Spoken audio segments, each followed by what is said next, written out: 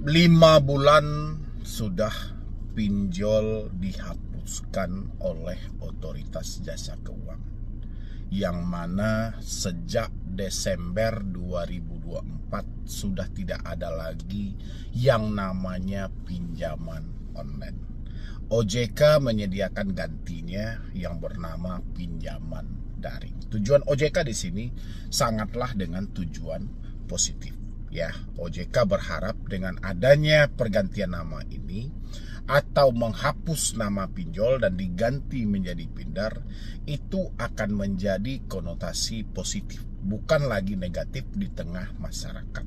Karena OJK paham ya, yang mana selama ini mungkin setiap kali orang menyebut namanya pinjol, pasti halnya itu selalu ke arah negatif. Dan OJK berharap dengan adanya pergantian nama ini, dihapus namanya pinjol, diganti dengan pinjaman daring tersebut, itu bisa memunculkan hal positif. Tapi apa yang terjadi teman-teman semuanya? Konsepnya hampir sama. Tidak ada yang berubah.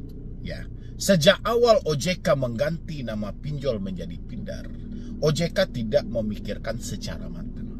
OJK hanya memikirkan sebuah nama.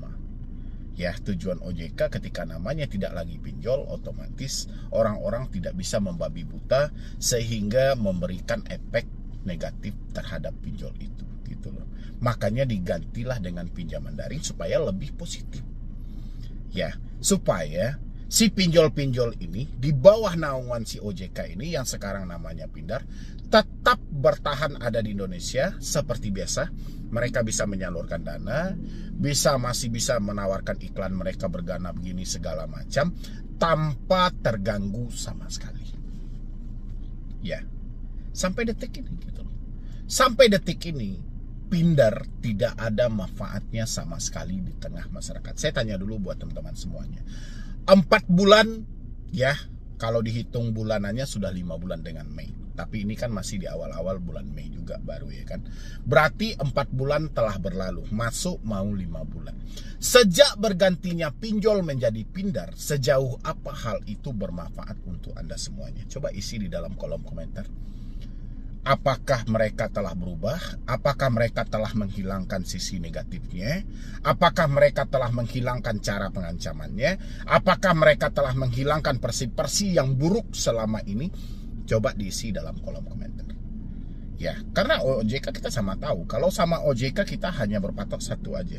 No viral, no solusi.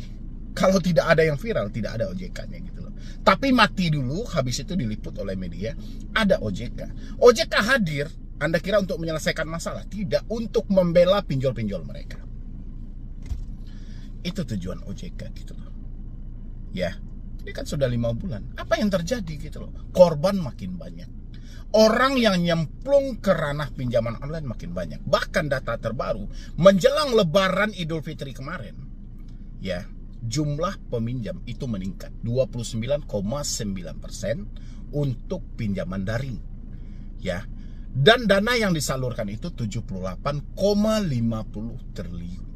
Itu data yang diliput oleh OJK. Apakah itu suatu pencapaian yang positif? Ya, bagi OJK itu adalah pencapaian yang sangat luar biasa. Tapi harusnya pemerintahan Bapak Prabowo dan pemerintah Indonesia sendiri harusnya malu dengan hal ini. Menandakan masih banyak rakyat kita dibodoh-bodohi dengan bunga tinggi. Masih banyak rakyat yang mengalami kekurangan keuangan mereka, sehingga harus terjebak ke ranah pinjaman online. Apa yang terjadi di balik ini?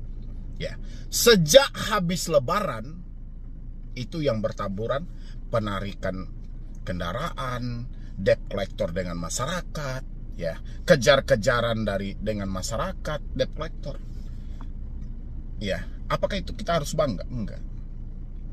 Maka dari itu buat teman-teman semuanya yang hari ini Anda masih terjebak di pinjaman online, saya berharap Anda jangan pernah menambah hutang Anda. Jangan pernah terbesit bagi Anda download lagi. Jangan pernah. Jangan pernah Anda coba-coba untuk menutupi ini pakai ini. Untuk menutupi ini pakai lagi ini. Jangan pernah Anda coba sekalipun. Sekali Anda melangkah dalam hal itu, seumur hidup ya, Anda akan dihantui dengan kemiskinan. Tidak ada satu solusi pun yang akan membantumu, yang akan menyelamatkanmu kalau kamu sudah masuk ke ranah pinjaman online. Ya, berakhirnya cuma dua, mati kalau nggak miskin. Jadi jangan pernah coba-coba. Kalau hari ini Anda sudah mengalami telat bayar 2 atau 3 aplikasi, cukup tahan sampai di sana. Bekerja, kumpulkan uangmu. Ya, begitu uangmu terkumpul, negosiasi. Jangan lagi kau cari mana pinjol yang gampang cair, mana pinjol yang mudah cair, mana pinjol yang aman untuk galbay. Jangan pernah cari itu lagi. Kesengsaraan akan ada di depan matamu. Ya, selama ini kalian menjerit semuanya, ada solusi dari OJK? Gak ada. Kalian laporkan tentang kejahatan kepada OJK, apa jawaban OJK? Negosiasi secara internal. Nggak nyambung. Ya, contoh Anda melaporkan, selamat siang OJK, saya kebetulan telat bayar di aplikasi ini cara penagihnya sangat kurang ajar. Saya dicaci maki, data saya disebar, saya diancam-ancam. Apa jawaban OJK? Negosiasi secara internal. Kalau enggak, OJK bilangin, oh itu bukan ranah kami, bisa dilanjutkan pelaporannya ke Asosiasi Fintech Pendanaan Bersama Indonesia. Giliran dilaporkan ke AFI, ya, ke Asosiasi Fintech Pendanaan Bersama Indonesia, dia minta lagi, mana buktinya?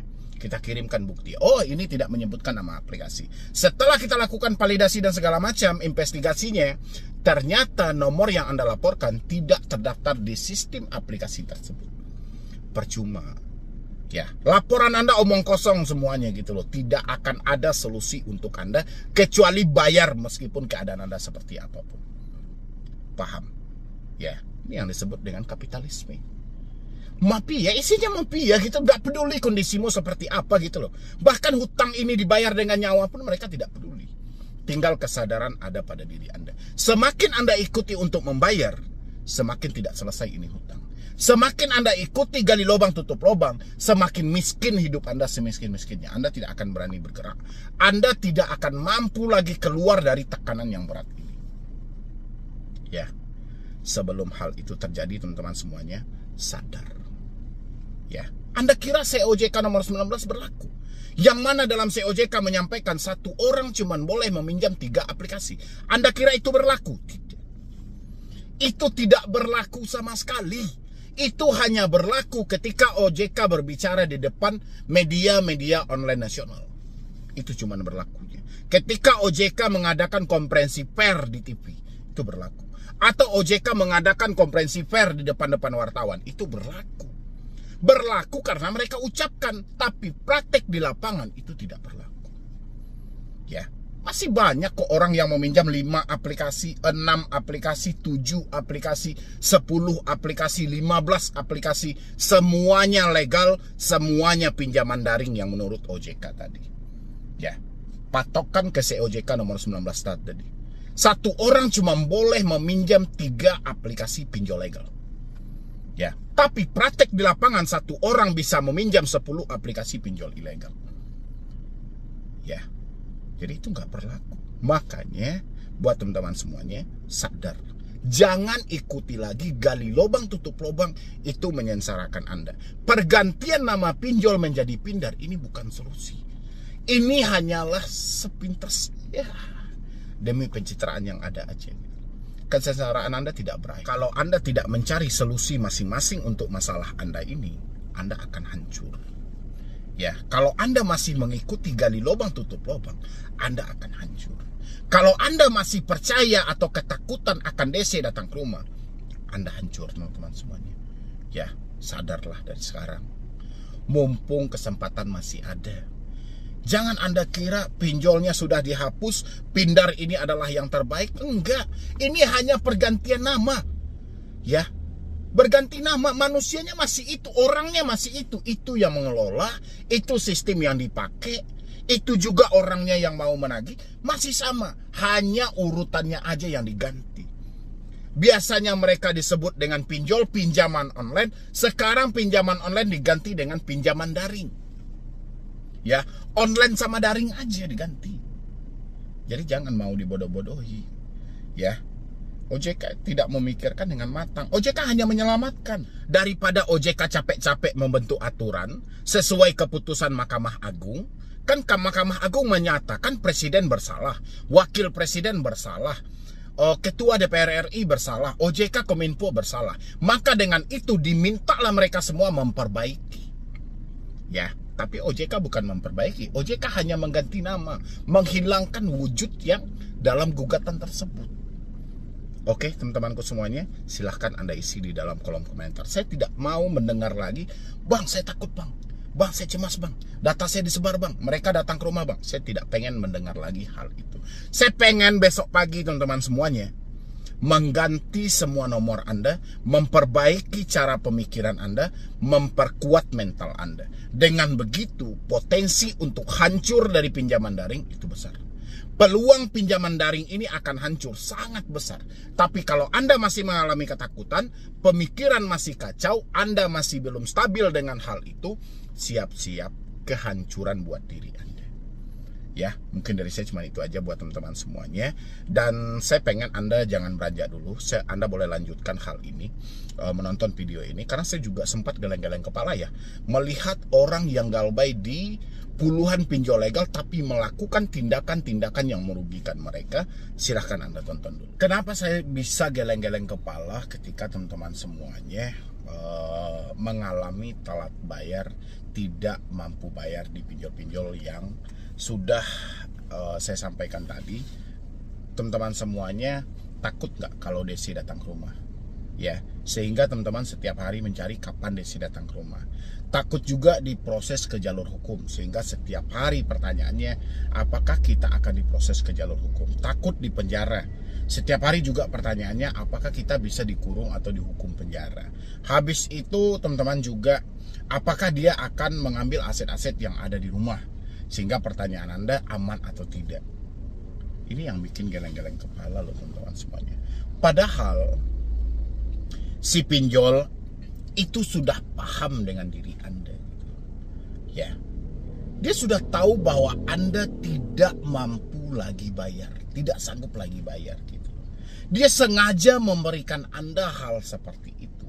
Supaya apa? Supaya memperbanyak hutang yang ada, memperberat masalah hidup Anda. Ini tujuan mereka gitu loh. Tapi teman-teman semuanya entahlah ya, bukannya uang yang Anda cari, tapi malah sebaliknya. Anda malah seakan-akan lebih mencari masalah dalam hal ini. Anda tidak mampu bayar, masalahnya duit nggak ada, uangnya nggak ada gitu loh. Harusnya bagaimana uang yang tidak ada ini menjadi ada. Kan ini PR Anda gitu loh. Kenapa Anda malah berubah? Kapan Desi datang ke rumah? Daerah mana yang mau dikunjungi? Telat berapa lama akan datang? Apakah diproses ke jalur hukum? Apakah di penjara? Apakah denda dan bunga bisa mencapai 100 juta dan 1 miliar? Kenapa seperti itu teman-teman? Jadi ini yang saya bilangin, bikin saya geleng-geleng kepala dalam hal ini gitu loh. Ya, saya paham semuanya. Teman-teman datang ke saya, masuk ke sini menyatakan, "Bang, saya nggak sanggup bayar." Oke. Saya nggak mampu bayar, Bang. Oke. Saya paham dan saya maklumi hal itu gitu loh. Tapi ketika Anda keluar dari jalur yang sebenarnya, di sini saya nggak habis pikir gitu loh. Kok bisa? Jadi buat teman-teman semuanya, jangan tambah penyakit gitu loh. Jangan tambah penyakit. Hari ini Anda sudah menyatakan, oke, Anda tidak mampu, Anda tidak sanggup. Ya, oke, tahan sampai di sana gitu. Anda tidak mampu dan tidak sanggup. Problemnya cuma satu, uang Anda nggak ada. Uang Anda nggak ada sama sekali. Ya, di beberapa video saya juga menyampaikan untuk menyelamatkan pemikiran Anda, hati Anda dari tekanan atau ancaman dari debt collector, Anda bisa melakukan dengan cara memutus komunikasi yang ada. Ya, di beberapa video saya sampaikan hal itu. Habis itu yang terbaru saya juga menyampaikan, hanya ada satu yang bisa mengalahkan pinjol, yaitu mental baja Anda. Ya, tapi kenyataannya sampai detik ini orang-orang, ya oke, dia bilangnya, "Bang, oke, saya berani Bang.